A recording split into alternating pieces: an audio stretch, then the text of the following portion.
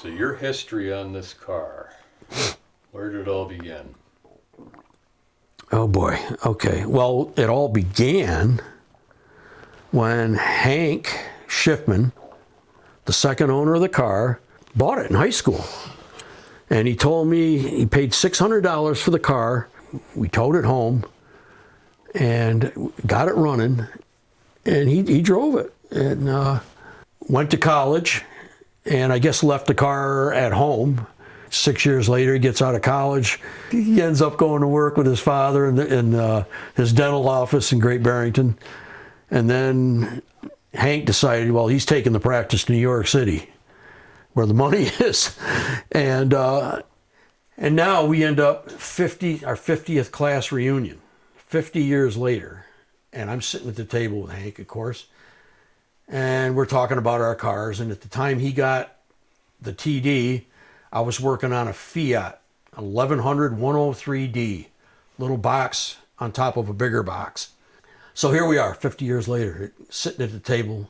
We just got talking about high school and the whole thing. And he looked at me and he goes, yeah, it's funny. He says, that's the second time that MG has been brought up this past week. Yeah, and I goes, well, what was the other incident? And he goes, well, the guy that owns the property and the barn that the car is in is retiring and he's moving to Florida. And he just wrote me a letter and said, I got to get the car out of there. You got to be kidding me. You still have the car? And he's like, yeah. I'd actually forgotten all about it till last week when this guy wrote me the letter. And now, within a week, you're talking about it too. And I'm like, well, where is it? And he goes, well, it's in a barn in Great Barrington. Well, that's where I put it. And I says, well, how long has it been in there? And he's, well, I guess it's been 27 years. You're telling me that I've been driving by that car all these years, never knowing that it even still existed? So we went down there the next day, get a flashlight, and we go in there, and what we could see in the flashlight, sure enough, there's the car. And I'm just like awestruck. When we looked in the car, right up level to the bottom of the seats. In the front, it was just pine cones, pine needles, you name it. Like a squirrel's nest in there, right up to the bottom of the seat. And then in the back, behind the rear seats, where the tonneau used to be, and where the top folds in, it was absolutely level to the top of the seats with squirrel nest, mouse nest, or whatever. After graduating from college, he sent the car to a place in Connecticut and had a frame-off restoration done on it. And then he drove it for a couple of years, and that's when he moved to New York City and put the car in this barn. And I since have seen pictures of it after he had the restoration done, and the car was gorgeous. And when he was in England, he was talking to a guy, I guess that had a TD, and he was talking to him about it. Guy said, well, I've got a Shorrock supercharger for a TD. So the guy took him to his house and showed it to him, and Hank bought it. So eventually we get the door open enough where there's enough light showing into the barn where you could kind of really see the whole car.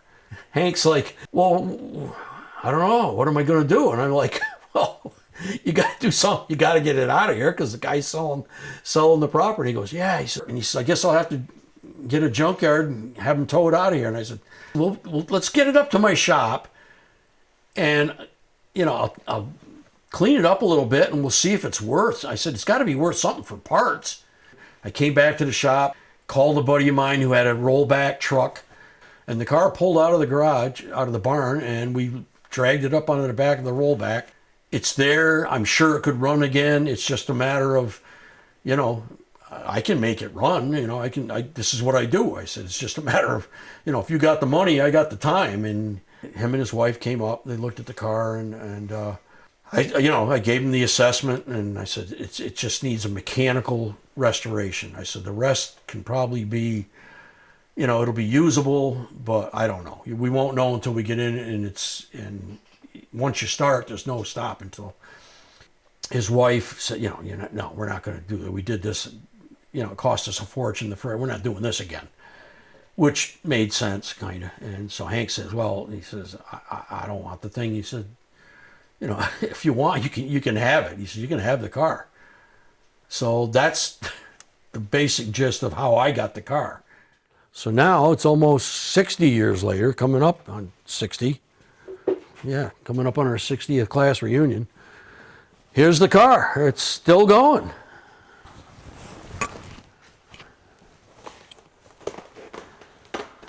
Ever since Hank bought this car,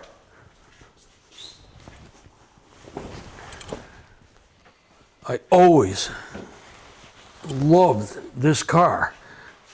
This was my favorite. It took 3 years of cleaning. I had it drivable for a couple of years, and last winter just started at the front and rebuilt the entire car mechanically. But other than that, the chrome paint, interior is all original from the restoration. The only thing I've done since on the interiors, I put the Brooklyn seats in.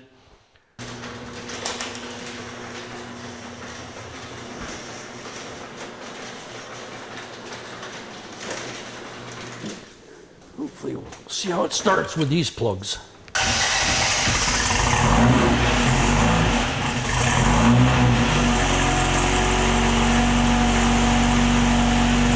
Not bad for a cold start.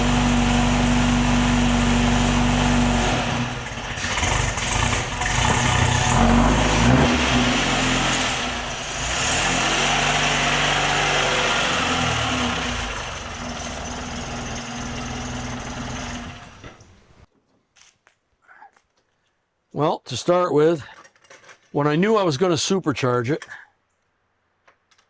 and knowing full well that the weakest point of these engines was the crankshafts from day one, I put a steel billet crank in it, and it's got a roller cam, it's got roller rockers, a lot of high-tech stuff.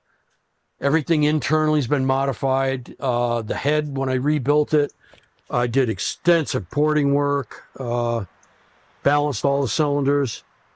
It's got the new supercharger, and I raised it. It was pumping 5 pounds pressure, and I bumped it to 6. It's now got, the generator's been converted to an alternator, so it's still a generator in appearance, but internally it's all digital now. It's all electronic. I've been wanting to put the stone guards on the headlights, because this car is now running all LED lights. Every light in the car is LED, and the front lights are quite expensive, and I already broke one from a stone apparently or something. But I didn't realize that the stone guards were you can buy the modern ones, but these are the period ones, and I tracked down the company in England that still makes them. But this has got the Eaton style supercharger.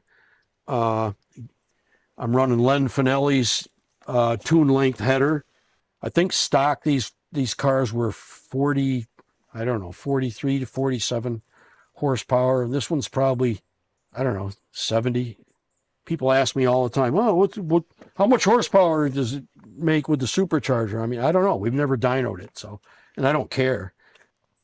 There's basically two types of people. There's the purists, that, the concourse guys that have the perfect cars, and everything has to be, every nut, bolt, everything has to be absolutely perfect, which I can respect, but that's not me. I mean, why would I want to spend that kind of time and money to build a car that I'm never going to drive?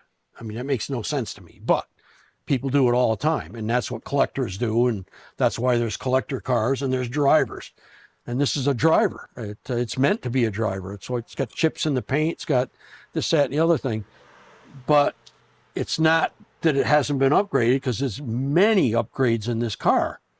And one of which is, like, people are always asking me what this is. And I just thought, well, it's the expansion tank for the radiator. They go, oh, wow. Why didn't the factory do that? And I'm like, good question.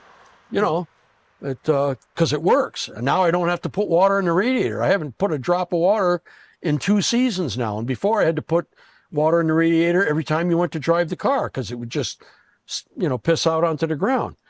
The alternator conversion.